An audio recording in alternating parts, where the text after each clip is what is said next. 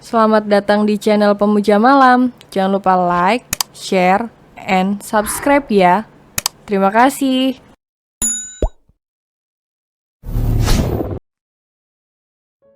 Episode 19. Pertahankan dirinya, akhirnya runtuh. Malam harinya, Noran hendak menemui Sarah untuk menepati janjinya mengajak makan malam di luar. Noran mengetuk pintu kamar Sarah hingga beberapa kali, tapi tak kunjung dibuka, jadi ia menelponnya. "Halo," ucap Sarah dengan suara lemahnya membuat Noran mengerutkan keningnya. "Halo sayang, kamu di mana? Aku udah dari tadi ketuk kamar kamu kok nggak dibuka juga?" Tanya Noran bingung. "Buka aja sayang, nggak dikunci,"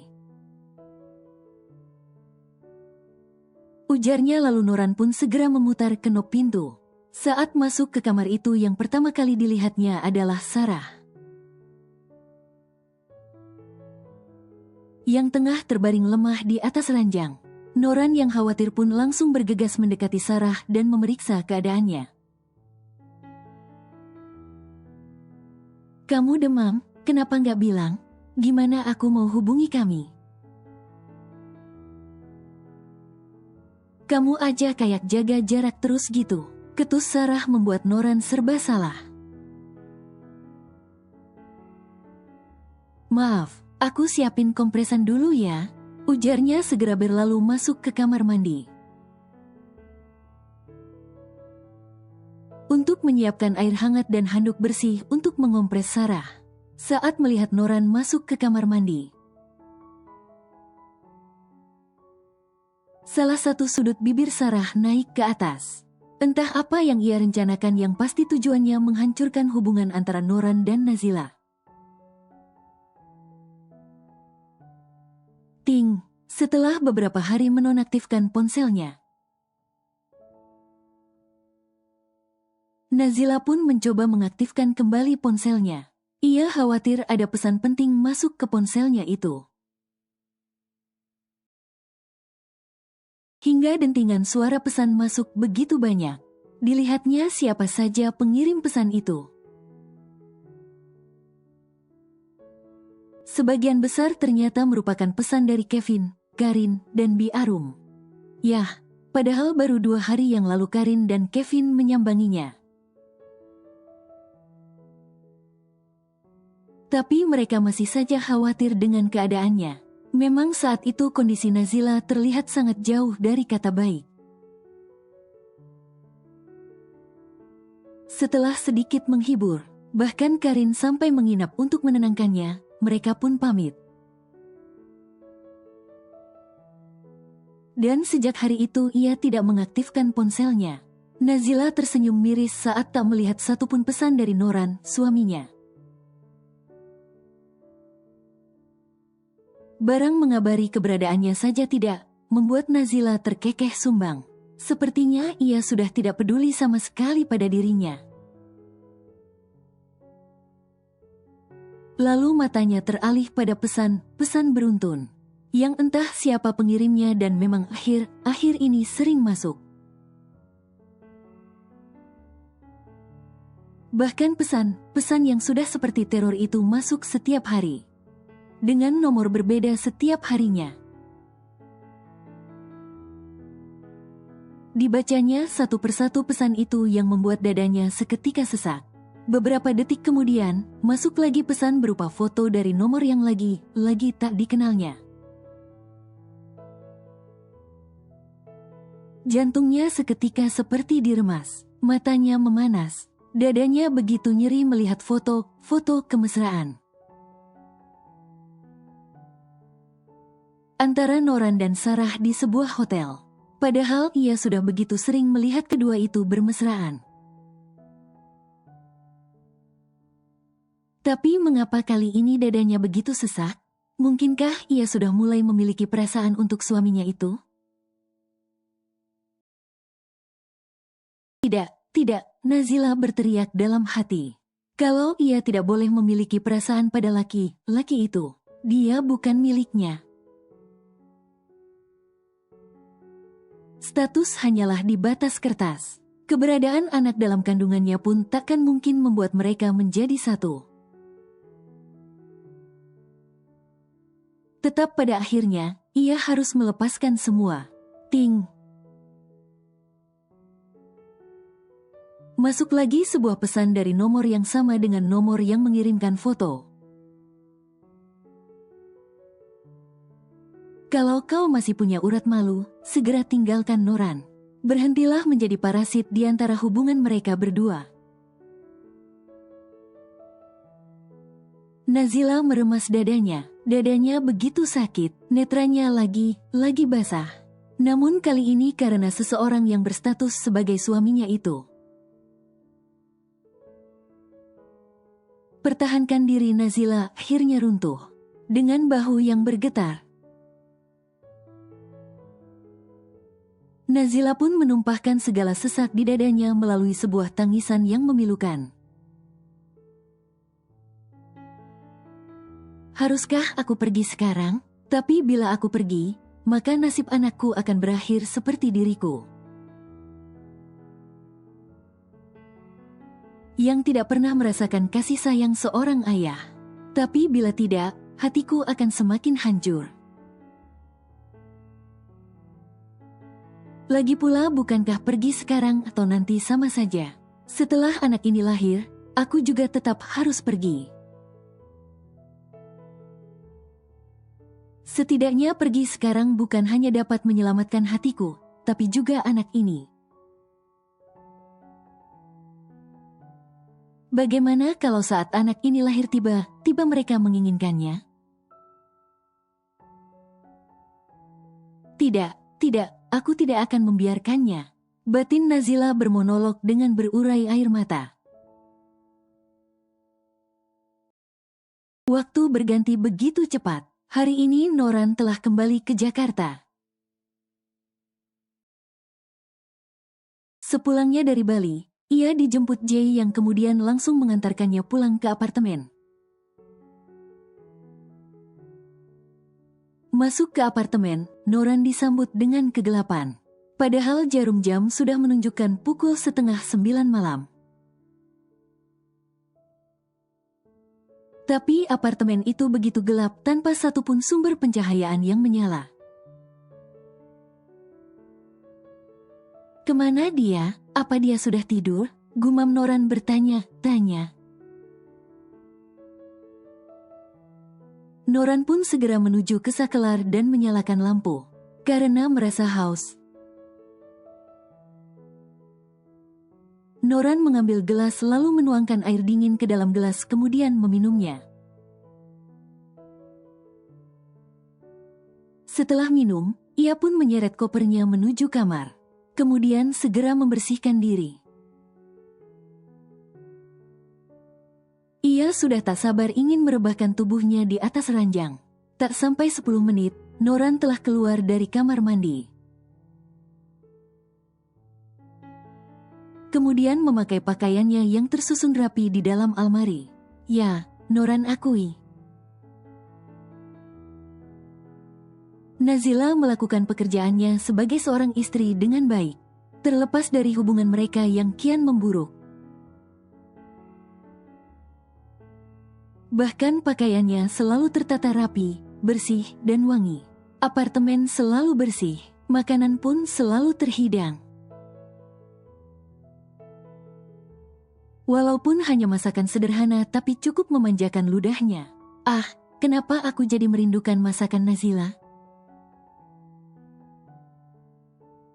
Selama di Bali nafsu makanku buruk sekali. Gumamnya tanpa sadar sembari mengusap rambutnya dengan handuk agar lebih cepat kering.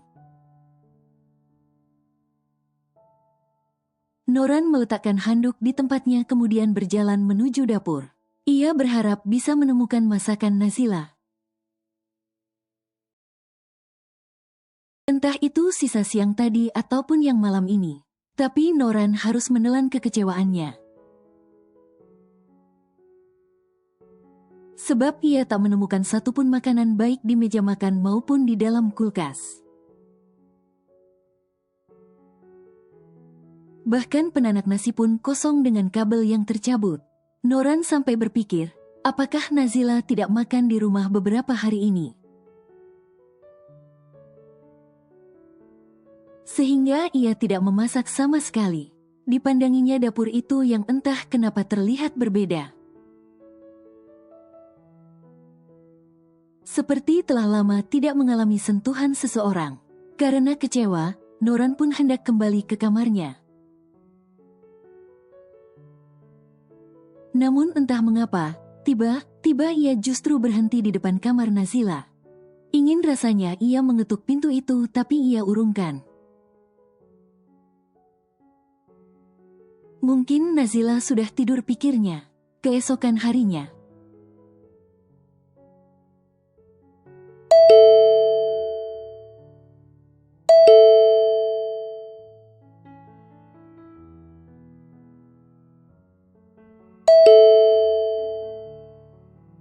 Art, siapa sih yang gangguin aku tidur?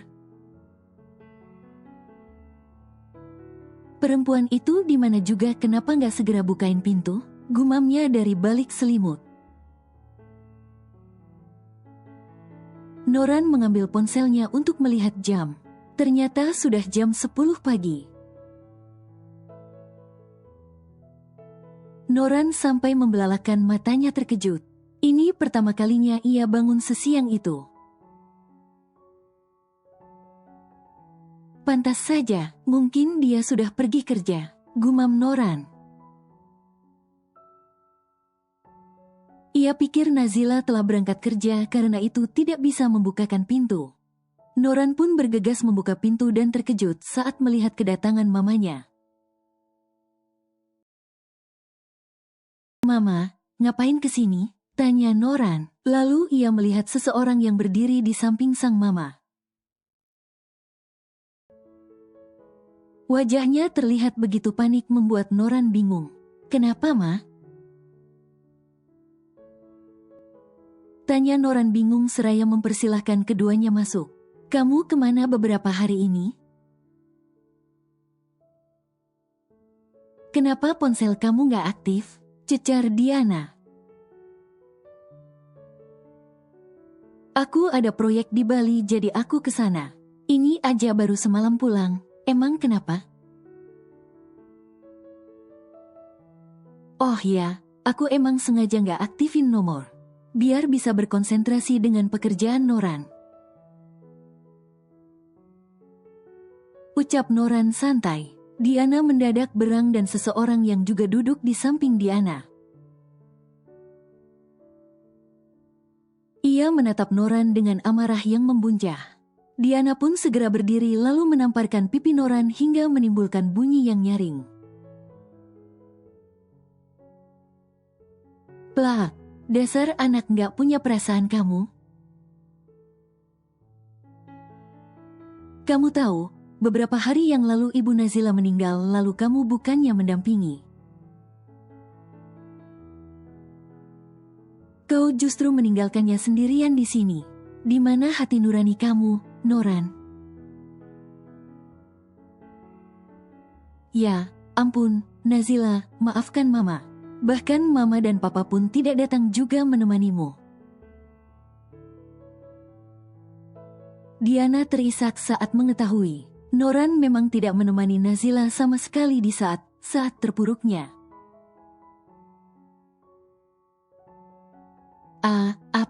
Apa Mama serius?" tanya Noran terkejut dengan mata membola. "Sudah, tak perlu berbasa-basi apalagi bersandiwara. Telan saja penyesalan bodoh kalian. Katakan, di mana Nazila? Sudah beberapa hari ponselnya tidak aktif. Dia ada kan?" tanya Bi Arum membuat Noran membelalakan matanya pun ibunya. Mereka pun bergegas menuju kamar Nazila. Namun, setibanya di sana, hanya kekosongan dan kehampaan yang menyambut kedatangan mereka bertiga. Tidak ada tanda keberadaan orang di dalam sana. Membuat ketiga orang itu khawatir seketika. Di mana Nazila katakan? Bentak Bi Arum murka membuat Noran bingung bukan kepalang. Maaf, Bi, saya baru pulang tadi malam. Jadi saya tidak tahu saat saya pulang rumah dalam keadaan sepi. Saya pikir dia sudah tidur, jawab Noran jujur. Ia memang mengira Nazila sudah tidur. Ia juga tidak berani memanggilnya. Sebab hubungan mereka akhir ini sangatlah buruk. Terutama setelah pertengkaran mereka terakhir kali. Kau memang benar suami tak bertanggung jawab. Menyesal saya tidak menghalangi pernikahan kalian. Toh kau hanya memperlakukan Nazila sebagai istri di atas kertas. Benar bukan? Ucap Bi Arum dengan penuh emosi membuat nafas Noran tercekat. Ya, dia akui selama ini ia menganggap Nazila hanya sebagai istri di atas kertas. Ia tak pernah benar menghargai sebagai seorang istri. Maaf Bi, bisa saja Nazila pergi bekerja. Kalau begitu, saya coba cari tahu dulu, ucap Noran seraya memohon waktu untuk mencari tahu. Lalu ia menghubungi Jay dan meminta tolong dirinya mencari tahu keberadaan Nazila di Angkasa Mall. Setelah beberapa saat berlalu, akhirnya Jay menghubungi Noran. Dan berita yang disampaikan Noran cukup membuatnya terkejut bagaikan disambar petir. Maaf Tuan, saya sudah mencari tahu ke Angkasa Mall. Ternyata sudah seminggu lebih Nazila tidak bekerja. Bukan hanya itu, 2 hari yang lalu juga Nazila sudah menyerahkan surat pengunduran diri. Tidak ada yang tahu keberadaan Nazila setelahnya, sebab di sana sama seperti di sini. Nazila selalu menjaga jarak dengan semua rekannya, jadi ia tidak memiliki teman sama sekali. Ucap Jay memberitahukan hasil pencariannya. Kevin, apakah kau sudah mencoba menanyakannya? Tanya Noran lagi. Jay tampak ragu ingin membuka mulut, tapi ia pun tak mungkin berdiam diri saja. Maaf Tuan, ternyata Tuan Kevin juga tidak tahu. Bahkan saya mendapat bogem mentah beliau. Saat menanyakan keberadaan Nazila yang sudah menghilang beberapa hari ini, ujar Jay. Sebenarnya ia tidak bermaksud melaporkan hal ini, tapi tak mungkin pula ia menutupi. Walaupun tidak terlalu kuat, namun pukulan Kevin sedikit memberikan memar di pipinya. Dan pasti Noran dapat melihatnya saat ke kantor. Noran tertegun di tempatnya, matanya menatap ibu dan Bi Arum dengan sorot mata kebingungan. Bagaimana? Apa Nazila ada di kantornya? Tanya Diana tak sabar menantikan penjelasan Noran. Noran menggeleng lesu lalu menundukkan wajahnya. Nazila, dia sudah resign dari kantornya, Ma. Kevin juga tidak tahu di mana keberadaan Nazila. Ungkap Noran memberitahu informasi yang baru saja ia dapatkan dari Jay. Mendengar hal tersebut, Diana terduduk lemas di samping Bi Arum yang sudah menangis terseduh. Ia menyesal mengapa beberapa hari ini ia tidak mengunjungi Nazila. Seandainya ia tidak pergi keluar kota. Mungkin Nazila masih ada di sini. Ia paham kenapa Nazila sampai memilih untuk pergi. sebab Noran tak pernah memperlakukannya seperti seorang istri. Apalagi Nazila baru saja merasakan kehilangan ibunya. Pasti ia merasa sangat terpuruk saat itu, hingga ia lebih memilih pergi tanpa memberitahu siapapun. "Mengapa kamu tega sekali, Nak, dengan Ila? Dia itu hanyalah gadis malang yang harus menanggung beban hidup yang tidak sedikit. Di usia di mana anak-anak lain sibuk bermanja dengan orang tua dan bersenang-senang bersama teman-temannya.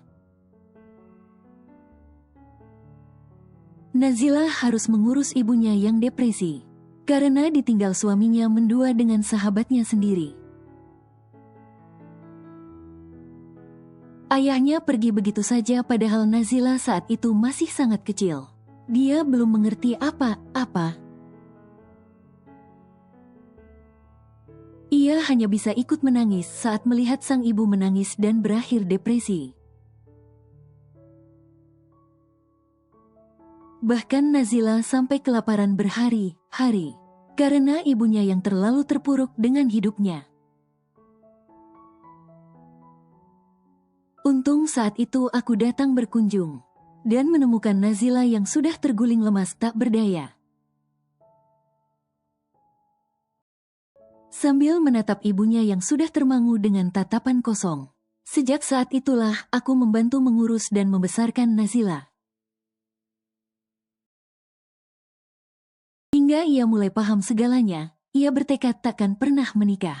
Ia trauma dengan apa yang telah menimpa ibunya. Ia takut hal itu akan kembali terjadi padanya dan ternyata ketakutannya benar. Apa yang ditakutkannya benar, ternyata suaminya masih berhubungan dengan perempuan lain. Bi Arum bercerita sambil tertawa miris. Ia tak menyangka, jalan hidup keponakannya hampir sama dengan kakaknya, yang merupakan ibu Nazila sendiri. Entah karma apa yang sedang ditanggung Nazila. Padahal ia sangat tahu, Nazila merupakan gadis baik pun ibunya. Tapi kenapa ia harus mengalami hal sedemikian menyakitkan? Noran memaku di tempatnya dengan kepala tertunduk dalam. Ia mendengarkan setiap kata yang keluar dari bibir bibi Nazila. Ia cukup terkejut saat mendengar kisah hidup Nazila yang tak pernah ia ketahui. Bukan ia tak mengetahui, tapi memang selama ini ia tak pernah tergerak untuk mencari tahu. Bukan hanya tentang Nazila sebenarnya, bahkan tentang Sarah pun ia banyak tak tahu pun masa lalunya.